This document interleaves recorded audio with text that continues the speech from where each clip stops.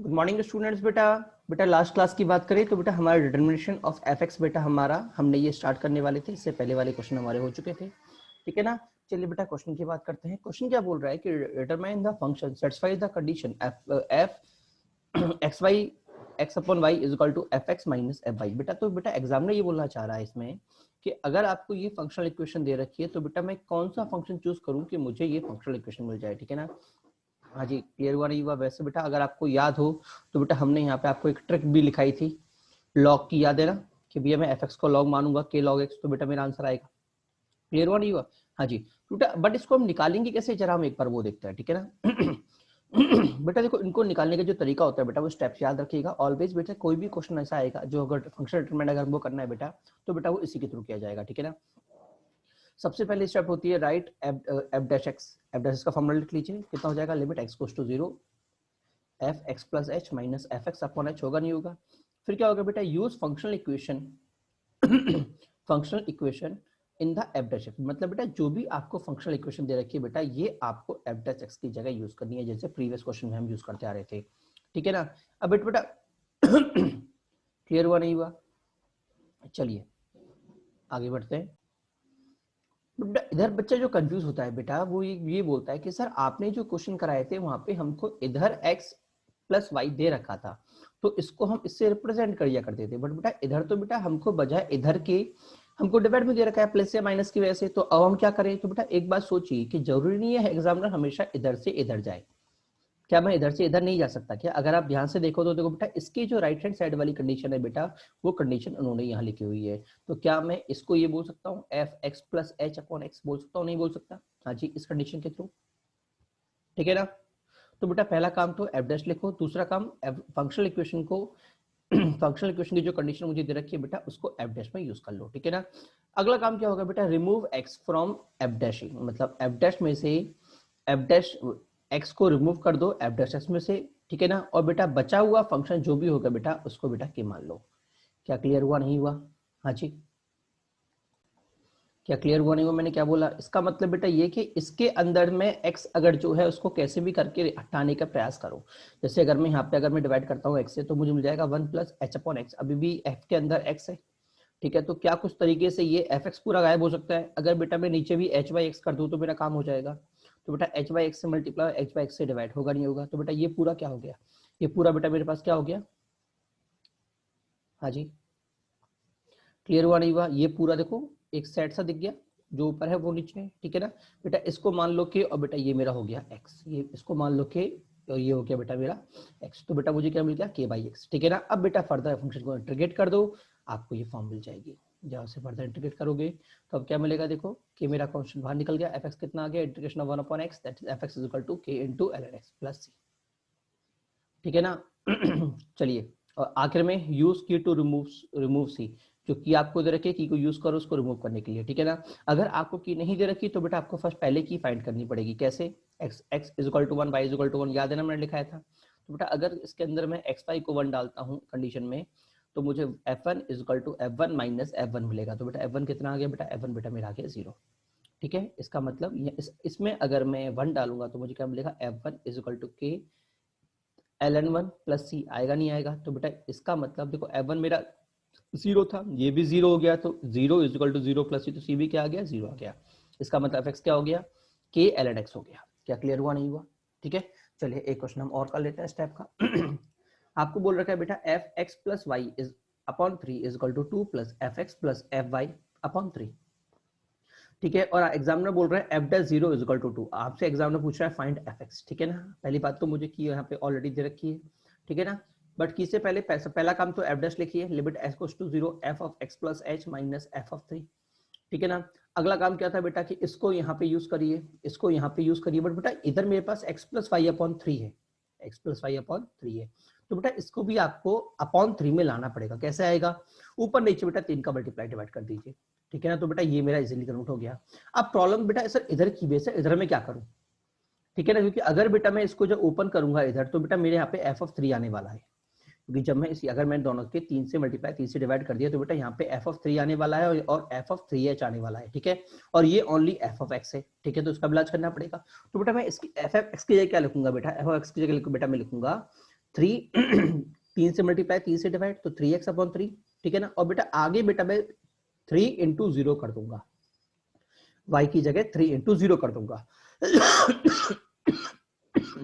तो बेटा इसकी जगह मुझे क्या मिल गया, 2 plus f3x plus f3h/3 minus में 2 प्लस f3x प्लस f0/3 मिलेगा नहीं मिलेगा।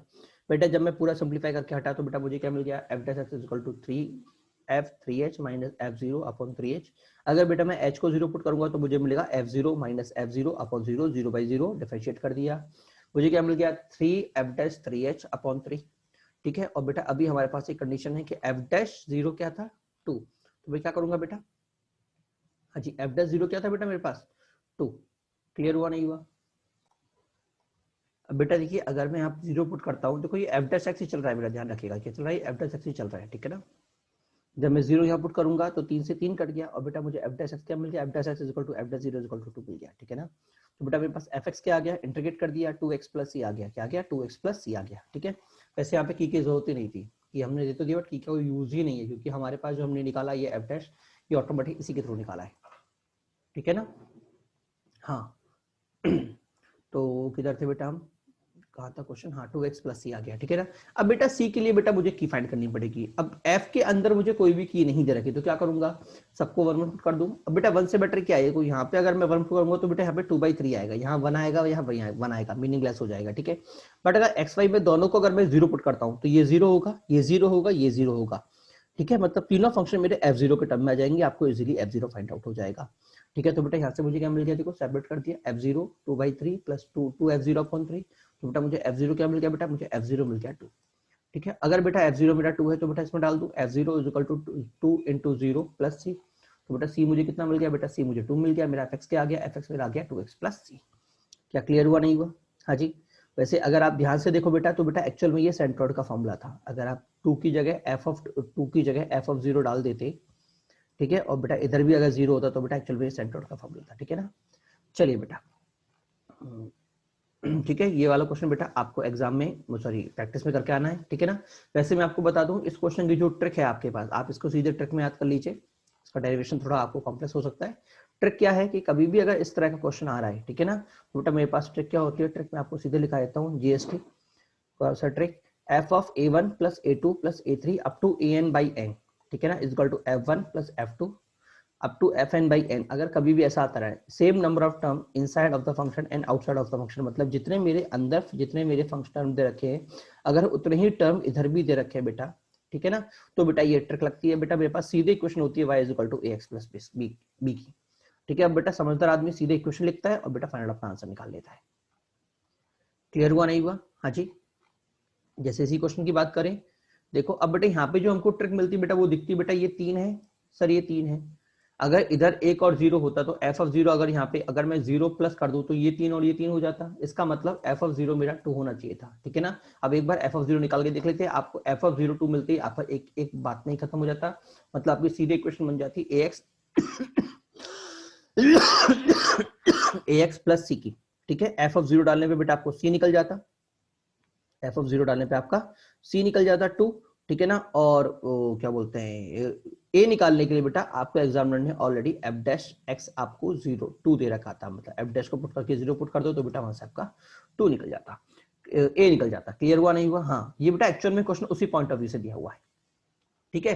चलिए बेटा ये चैप्टर आपका कंप्लीट, ठीक है। चलिए अगला चैप्टर स्टार्ट करते हैं, एमओडी मेथड ऑफ डिफरेंशिएशन, ठीक है। बेटा मैंने आपसे पहले भी कहा था कि ये काफी छोटा चैप्टर रहेगा आपके लिए, ठीक है ना। अब बात करते हैं एमओडी, ये भी थोड़ा ज्यादा टफ चैप्टर नहीं है बेटा, काफी इजी चैप्टर है। क्लियर हुआ नहीं हुआ, अच्छा। और हमने आपसे कहा था कि जो आपका लगभग ये मान लो कि अगला जो अभी चैप्टर चल रहा है जो कंट्यूटिव डिफरेंशिएबिलिटी, ये बेटा लगभग आपका 80% पूरा हो चुका है, अगले 2 से 3 लेक्चर्स में बेटा ये प्रोबेबली पूरा ही हो जाएगा, ठीक है ना। चलिए स्टार्ट करते हैं, अगला अगला हेडिंग बेटा मेथड ऑफ डिफरेंशिएशन, एमओडी बोलते हैं इसको, ठीक है।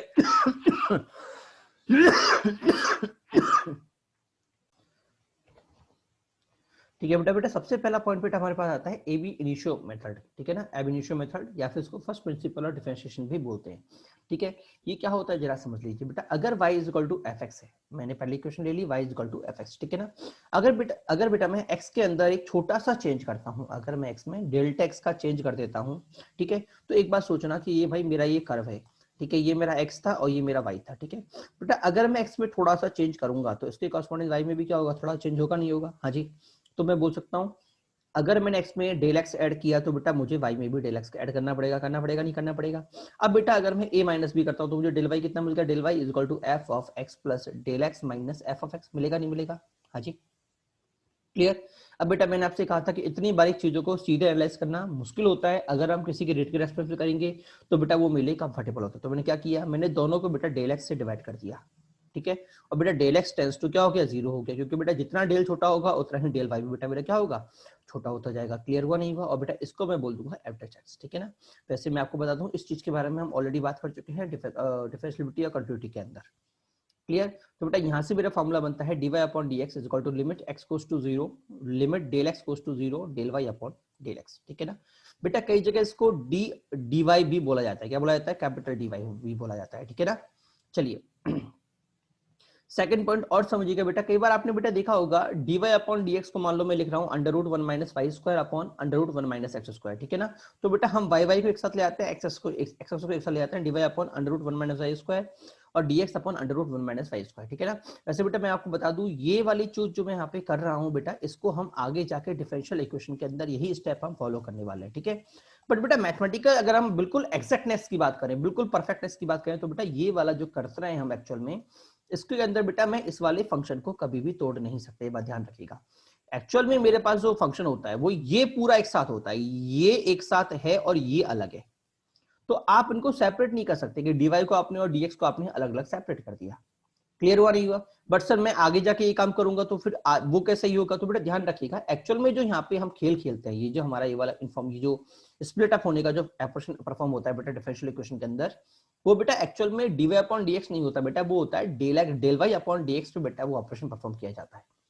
क्लियर हुआ नहीं हुआ? और बेटा एक बात ध्यान भी रखिएगा, अगर मैं इस क्वेश्चन की बात करूं जो ये बेटा मैंने यहाँ पे लिखा था बेटा, जो ये वाला है ना, ये इसको बेटा मैं बोलता हूँ रेशियो। क्या बोलता हूँ? रेशियो। और बेटा रेशियो सेपरेट हो सकता है, ठीक है, बट बेटा ये एक सिंबल है। क्या है? सिंबल है। सिंबल को आप तोड़ तो सकते हो कि भैया भाई मैंने आपको सिंबल दिया अल्फा गामा, और आपने भैया गामा को तोड़ दिया, आधा आधा ऊपर रख दूं और आधा इधर रख दूं। ठीक है ना भाई, मैंने आपको गामा दिया, गामा इज इक्वल टू 1 दे दिया, तो आप ये थोड़ी हो कि आधा इधर कर दो और आधा उठा के इधर कर दोगे। हाँ, तोड़ सकते हो क्या इसके आप कि सर ऊपर आधा ऊपर कर दूं और आधा नीचे कर दूं? ये पॉसिबल नहीं है। ठीक है ना। मान लो मैंने आपको बीटा दिया, तो ये तो नहीं कर सकते ना कि आप ऊपर को अलग कर दो और नीचे को अलग कर दो। ठीक है, तो ध्यान रखिएगा ये एक सिंबल है, इसको आप तोड़ नहीं सकते। और जहां पे भी हमको तोड़ना भी होता है तो बेटा वो एक्चुअल में ये वाला फॉर्म होती है, delta y upon delta x को हम तोड़ते हैं। ठीक है। चलिए, ये बेटा पर बिल्कुल एग्जैक्टनेस थी, इसको बताने का रीजन क्या था कि अगर मैं बोलता हूं डीवाई अपॉन डीएक्स, अगर मुझे dx अपॉन dy उल्टा निकालना है, इसका मतलब एक्चुअल में आपको limit x goes to 0 delta y goes to 0 निकालना है और delta x upon delta y निकालना है। ठीक है ना। अब रेशियो है तो बेटा इसलिए आप इसको उल्टा भी लिख सकते हैं। ठीक है, इसलिए dx अपॉन dy को बेटा 1 अपॉन dy अपॉन dx भी लिखा जाता है। क्लियर हुआ नहीं हुआ? बट बेटा d2y देखिए, हमारे मैंने क्या बोला कि dx अपॉन dy को बेटा मैं चाहूं तो ऐसे भी लिख सकता हूं dy अपॉन dx के टर्म में। ठीक है ना। बट अगर बेटा यही मेरा d2y के फॉर्म में होता, मतलब d हाँ जी, एक बात और, रेशियो की वजह से बेटा आपने ये उल्टा लिख दिया। ठीक है, बट बेटा अगर मैं d2y अपॉन dx स्क्वायर की बात करूंगा तो बेटा ये होता है del of dy d upon dx of dy upon dx, मतलब इस dy अपॉन dx का फर्दर डिफरेंशिएशन होता है। क्लियर हुआ नहीं हुआ? ये बात ध्यान से रखिएगा कि बेटा d2y अपॉन dx स्क्वायर का मतलब होता है dy अपॉन dx का फर्दर डिफरेंशिएशन एक बार और। ठीक है, आप d2y अपॉन dx स्क्वायर को रेशियो के टर्म में नहीं लिख सकते, मतलब आप इसको limit x delta x goes to 0 delta y का whole square upon delta x का होल स्क्वायर नहीं लिख सकते, ध्यान रखिएगा। इसलिए बेटा ये रेशियो नहीं है, और इसी वजह से आप इसको उल्टा करके इस तरह से भी नहीं लिख सकते। क्लियर हुआ नहीं हुआ? क्योंकि बेटा ये रेशियो नहीं है, d2y upon dx square ratio नहीं है। dy अपॉन dx स्क्वायर को मैं रेशियो के टर्म में स्प्लिट अप कर सकता हूं, बट इसको स्प्लिट अप नहीं कर सकता। ठीक है ना। चलिए क्वेश्चन पे आते हैं बेटा। पहला क्वेश्चन आपको दे रखा है y is equal to sin x, आपसे पूछा है dy अपॉन dx। ठीक है ना। आपको क्वेश्चन सॉल्व करना है बेटा, आपका जो फर्स्ट प्रिंसिपल ऑफ डिफरेंशिएशन है उसके थ्रू। तो मैं क्या करूंगा, y is equal to sin x मानूंगा। अगला काम y plus del y is equal to sin x plus del x हो जाएगा, a minus b minus a करूंगा जो हमने पहले किया था, तो बेटा मुझे क्या मिल गया, डेल वाई मिलेगा इधर। ठीक है, इधर मुझे क्या मिलेगा, इधर बेटा मुझे मिलेगा sine x plus del x minus sine x मिलेगा। अगला काम क्या था बेटा, दोनों तरफ डेल एक्स का डिवाइड, दोनों तरफ डेल एक्स का डिवाइड। और उसके अगला काम क्या था बेटा, दोनों तरफ बेटा लिमिट अप्लाई कर देना, del x goes to zero, इधर भी del x goes to zero. ठीक है, तो बेटा ये तो क्या हो गया, ये तो हो गया d y upon d x. अच्छा, इधर बेटा मैं अगर बात करूं तो sine a plus b minus sine a, sine a minus sine b का फॉर्मूला क्या था, sine a minus sine b formula क्या था, 2 cos a plus b by two, that is x plus x plus del x by two. ठीक है ना, और क्या बोलते हैं sine x minus a minus B by two, तो x plus del x minus x, x से x cut गया, sine del x upon two. ठीक है, तो बेटा मैंने क्या किया, क्लियर हुआ नहीं हुआ, sine del x upon two. तो बेटा मैंने क्या किया, इधर नीचे मेरे पास डेल एक्स ऑलरेडी था, तो डेल एक्स से 2 का मल्टीप्लाई 2 का डिवाइड कर दिया। तो बेटा ये जो 2 था बेटा वो इससे इस 2 से कट गया, और बेटा ये पूरा क्या आ गया बेटा, ये पूरा बेटा मेरा आ गया 1 साइन एक्स अपॉन एक्स वाली फॉर्म में। ठीक है, इधर बेटा मैं अगर डेल को 0 पुट करता हूं तो मेरे पास क्या आएगा, कॉस एक्स आएगा, तो डी वाई अपॉन एक्स कितना आ गया, कॉस एक्स आ गया। क्या सभी को समझ में नहीं आया, इसलिए बेटा हम बोलते हैं डिफरेंशिएशन ऑफ साइन एक्स बेटा मेरे पास क्या होता है, कॉस एक्स। ये बेटा मेरा फंडामेंटल प्रिंसिपल है डिफरेंशिएशन निकालने का। ठीक है ना, ऐसे आपके बाकी जितने भी फॉर्मूलेज हम पढ़ते हैं साइन के कॉस के बेटा वो सभी बेटा इसी तरीके से निकाले जाते हैं। क्लियर। अगला देखते हैं बेटा, मैंने बोला 1 minus cos x upon 1 minus sine x, मैंने बोला find d y upon d x when x is equal to pi by two. तो बेटा एक बात मैं बोल दूं कि x is equal to pi by two मेरे फंक्शन के डोमेन में नहीं है, इसलिए बेटा डिफरेंशिएशन एग्जिस्ट नहीं करेगा। ठीक है, इसके ऊपर पॉइंट में भी आगे दिखा दूंगा। ठीक है ना, चलिए अगला बेटा फंडामेंटल रूल्स। फंडामेंटल रूल्स क्या बोलते हैं बेटा, पहला फंडामेंटल रूल्स क्या है बेटा, अगर कांस्टेंट फंक्शन हो डिफरेंशिएशन में, कांस्टेंट फंक्शन डिफरेंशिएशन में पार्टिसिपेट नहीं करता। अगर मैं उसको मल्टीप्लाई के इनटू एफ एक्स कर रहा हूं तो बेटा के मेरा बाहर आ जाएगा, मुझे differentiation F x upon D f x upon d x करना पड़ेगा। ठीक है ना, दूसरा रूल बेटा क्या होता है कि अगर भाई एफ एक्स और जी एक्स में प्लस और माइनस का सिंबल वो लग रहा है तो बेटा डिफरेंशिएशन मेरा सेपरेट हो जाता है। मतलब मैं d f x upon d x plus d g y upon d x form में इसको तोड़ सकता हूँ। ठीक है ना, बट बेटा मल्टीपल में ऐसा नहीं होता। मल्टीपल में बेटा अगर आपको तोड़ना है तो बेटा आपको यूवी रूल लगाना पड़ेगा। क्या रूल बनाना पड़ेगा, यूवी रूल। यूवी रूल क्या बोलता है बेटा, अगर आपको एफ इंटू जी एक्स का डिफरेंशिएशन करना है, या प्रोडक्ट रूल बोलेंगे हम इसको, यूवी रूल या प्रोडक्ट रूल, तो बेटा ये क्या हो जाएगा, पहले एक कांस्टेंट मतलब एफ एक्स कांस्टेंट जी एक्स का डिफरेंशिएशन प्लस में जी एक्स कांस्टेंट एफ एक्स का डिफरेंशिएशन, बेटा ये मेरा क्या होता है, प्रोडक्ट रूल होता है। ठीक है, अगला question rule u by v. अगर g x upon f x upon g x को डिफरेंशिएट करें तो फॉर्मूला क्या होता है, पहले नीचे वाला कांस्टेंट ऊपर वाले का डिफरेंशिएशन माइनस में ऊपर वाला कांस्टेंट नीचे वाले का डिफरेंशिएशन अपॉन बेटा नीचे वाले का होल स्क्वायर, एफ एक्स का जी एक्स का होल स्क्वायर। ठीक है ना, ये बेटा मेरा फॉर्मूला हो गया। अगला पॉइंट क्या बोल रहा है, if f x is undefined at some value of x then f dash x does not exist. बेटा जो मैंने यहाँ पे बोला था कि अगर किसी पॉइंट पे मेरा फंक्शन ही डिफाइन नहीं है तो उस पॉइंट पे बेटा मैं एफ डैश एक्स की बात ही नहीं कर सकता। क्लियर, मतलब वो एग्जिस्ट ही नहीं करेगा। ठीक है, अगला क्या बोल रहा है, if sine of trigonometric function is not show then take itself positive. अगर कभी भी ट्रिग्नोमेट्रिक फंक्शन का साइन नहीं दे रखा तो बेटा आपको उससे पॉजिटिव लेके ही आगे बढ़ना है। ठीक है ना, चैन रूल बात करें बेटा, अगला पॉइंट है बेटा चैन रूल। चैन रूल क्या बोलता है बेटा, अगर कभी बेटा आपको डिफरेंशिएट करना हो कंपोजिट फंक्शन को, किसको, कंपोजिट फंक्शन को, तो करते क्या है, जैसे मान लो मुझे डिफरेंशिएट करना है f of g of h of theta, तो सबसे पहले बाहर वाला डिफरेंशिएट होगा, अंदर वाला पूरा कांस्टेंट। तो बेटा मैंने कर दिया एफ डैश एक्स, अंदर वाला पूरा कांस्टेंट। ठीक है, अब चलेंगे बेटा हम अंदर। अब बेटा सेकंड नंबर पे किसका नंबर है, जी का। अब जी डिफरेंशिएट होगा इसके अंदर वाला एज इट इज कांस्टेंट, जी भी डिफरेंशिएट हो गया। अब हम चलेंगे और अंदर क्या आएगा, एच। अब एच डिफरेंशिएट होगा अंदर वाला कांस्टेंट। और बेटा लास्ट में कौन बचा, थीटा। अब बेटा लास्ट में थीटा डिफरेंशिएट होगा D theta upon d x. Clear हुआ नहीं हुआ, हाँ जी। ठीक है सर, लास्ट वाला क्यों हुआ, क्यों बेटा एक्चुअल में हर किसी में बेटा चैन रूल ही लगता है आपका। ठीक है, हाँ एक बात और, ये बेटा मल्टी प्लस में नहीं है, इसको इंप्रूव कर लीजिएगा, ये मल्टीप्लाई में चल रहा है। किसमें चल रहा है, मल्टीप्लाई में चल रहा है, प्लस में नहीं चल रहा, मल्टीप्लाई में चल रहा है, इंप्रूव कर लीजिएगा। ठीक है, गलती से लिखा गया है।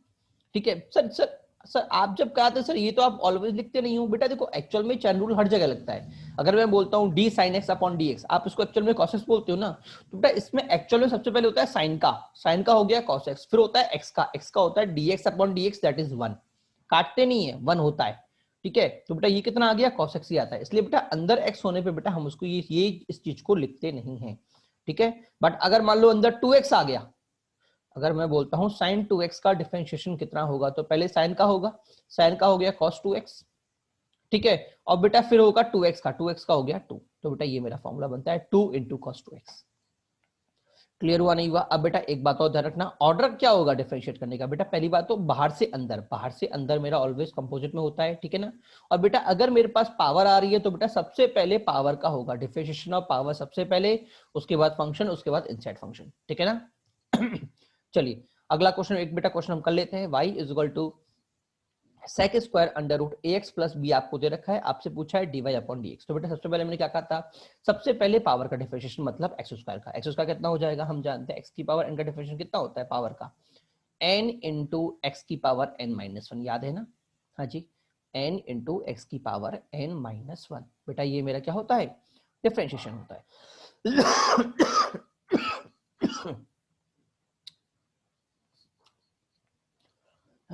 तो बेटा सबसे पहले मैं पावर को डिफरेंशिएट करूंगा, तो बेटा 2 मेरा आगे आ गया, ठीक है ना, और sec मेरा उधर क्या हो जाएगा 2 minus 1 that is 1, sec under root ax plus b अंदर वाला एज इट इज, ठीक है ना।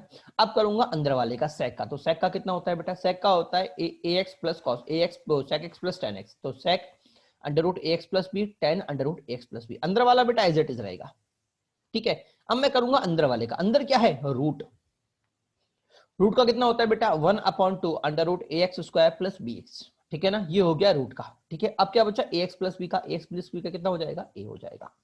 क्लियर हुआ नहीं हुआ? ये हो गया बेटा मेरा डिफरेंशिएशन। बेटा एक बात ध्यान रखिएगा, अगर मैं बोलता हूं कभी भी डिफरेंशिएशन ऑफ रूट एक्स, बेटा रूट एक्स का डिफरेंशिएशन बेटा आप सीधे याद रखिए ऑलवेज 1 अपॉन 2 रूट एक्स होता है, ठीक है ना।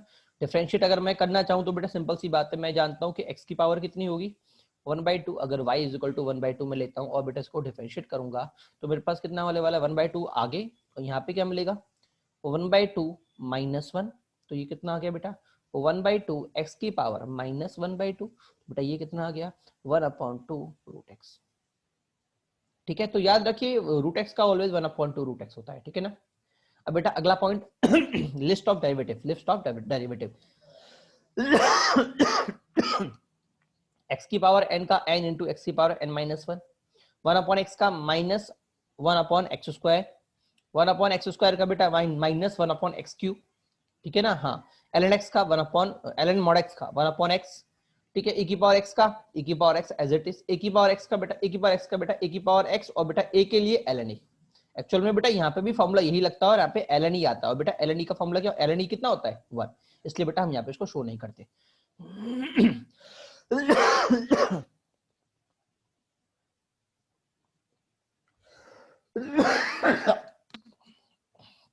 जैसे कि बेटा अगला मैंने ले लिया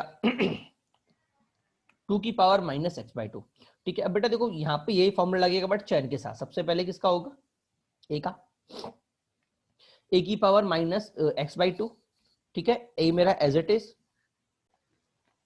ठीक है बेटा। सबसे पहले ए की पावर माइनस एक्स स्क्वायर, पहले तो ये एज इट इज होता है, तो बेटा पहले तो ये एज इट इज, ठीक है ना। उसके बाद ए के लिए मतलब 2 के लिए ln 2, ठीक है। अब बेटा होगा इसका पावर का माइनस 3/2, तो बेटा माइनस एक्स बाई 2 कितना हो गया बेटा माइनस 1/2, होगा नहीं होगा बेटा। एक्सपोनेंशियल फंक्शन सबसे पहले डिफरेंशिएट होता है, उसके बाद एक्सपोनेंशियल की पावर, ध्यान रखिएगा, ठीक है। मान लो बेटा मैंने लिया 2 की पावर ax, तो सबसे पहले बेटा ये तो a एज ए, ये मेरा a, और बेटा ये उसकी पावर हो गई, तो सबसे पहले ये पूरा एज इट इज आ गया a, और बेटा बेस में क्या था 2, तो बेटा 2 का हो गया ln 2। क्लियर हुआ नहीं हुआ? अब मैं किसको करूंगा इसकी पावर में कौन बैठा है बेटा ax।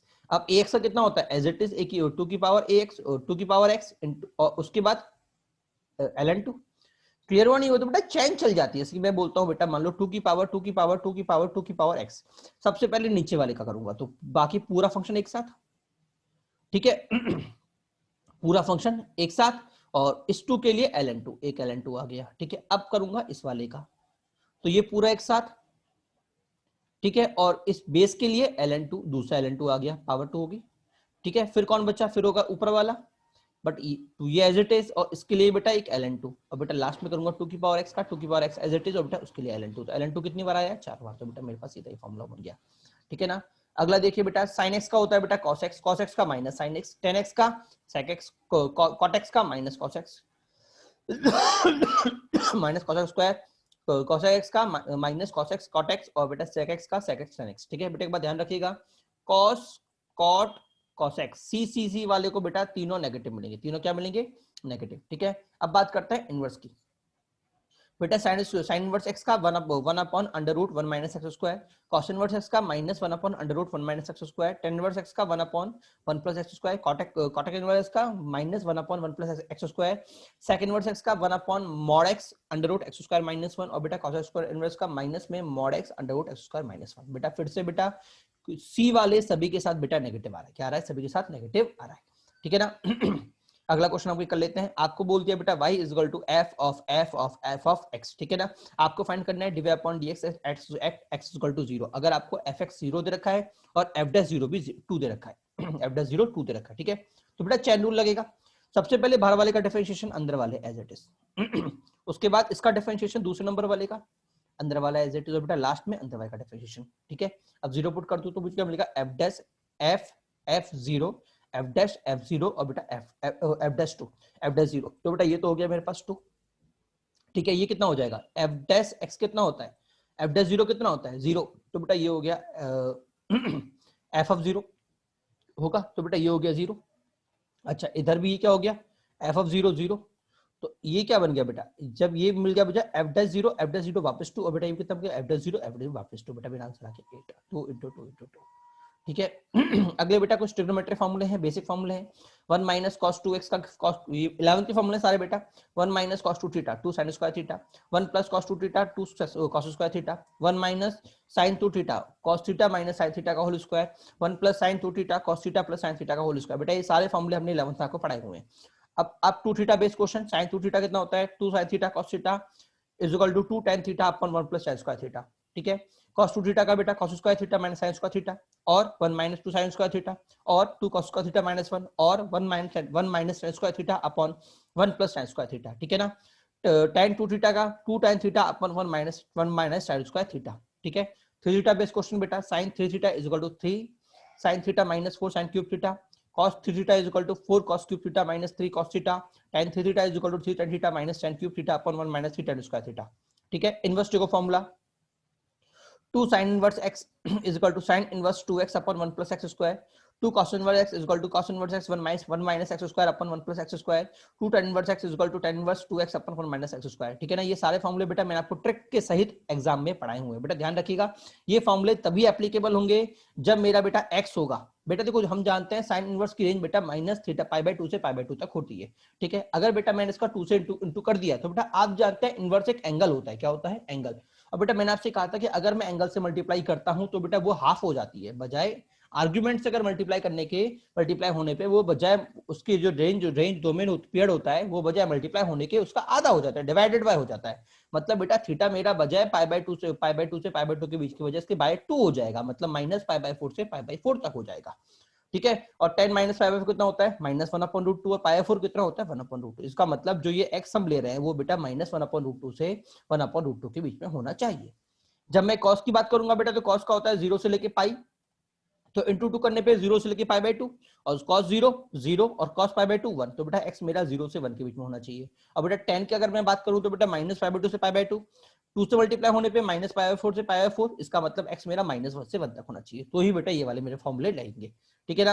अगर बेटा इससे बाहर हो तो बेटा वो सब चीज सारे केसेस बेटा मैंने आपको इनवर्स के अंदर बताए हुए हैं। ठीक है ना, अब बात करेंगे सम का formula, sine inverse x plus cos inverse कितना होता है बेटा, sine inverse x under root 1 minus y square plus y under root 1 minus x square, cos inverse x plus cos inverse y x y minus under root 1 minus x square under root 1 minus y square, tan inverse x plus tan inverse y is equal to tan inverse x plus y upon 1 minus x Y. ठीक है ना बेटा, इन सभी फॉर्मूले inverse के सारे फॉर्मूले याद करने की ट्रिक बेटा मैंने आपको इनवर्स ट्रिग्नोमेट्री में बताई ही हुई है। क्लियर हुआ नहीं हुआ?